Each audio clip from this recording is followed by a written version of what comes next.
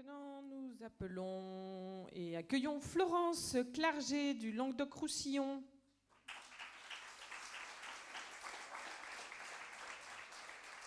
Qui est en master MEF second degré en économie-gestion. Le titre de son mémoire, Les conditions du bien-être au travail des enseignants, tout un programme.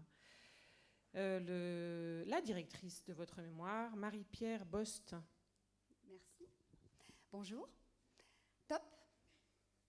Un chapitre entier consacré aux risques psychosociaux dans le dernier rapport annuel du médiateur de l'éducation nationale.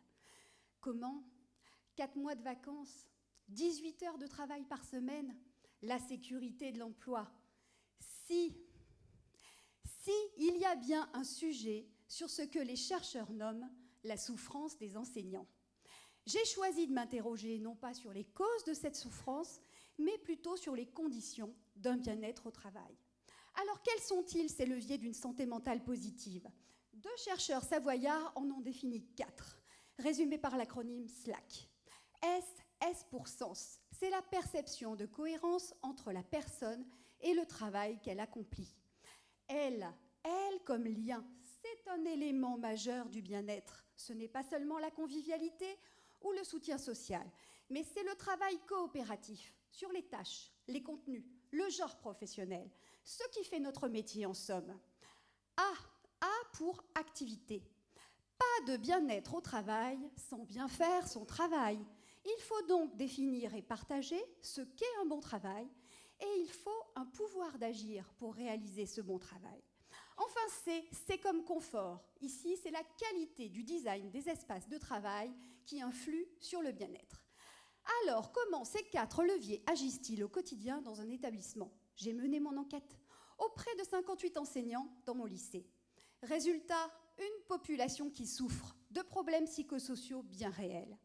Pourtant, les dimensions du sens et du confort sont plutôt favorables. Alors, qu'est-ce qui cloche? Eh bien, d'abord, le sentiment de ne pouvoir réaliser un travail de qualité et la perception d'un pouvoir d'agir plus restreint qu'avant. Ensuite, il faut souligner que c'est surtout le défaut de coopération qui empêche le bien-être.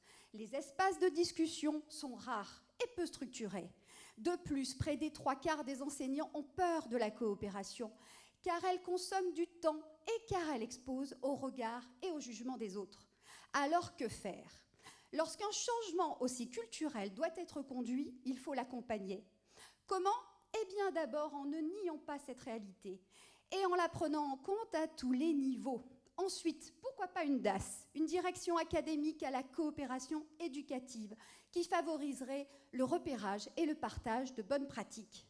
Il faudrait également une volonté managériale pour mettre en place dans chaque établissement des espaces de discussion structurés, réguliers. Alors, on le fait? On le fait pas? Et si on le fait? On le fait parce que le bien-être des enseignants induit le bien-être de nos élèves. Et ça, c'est notre plus beau cadeau.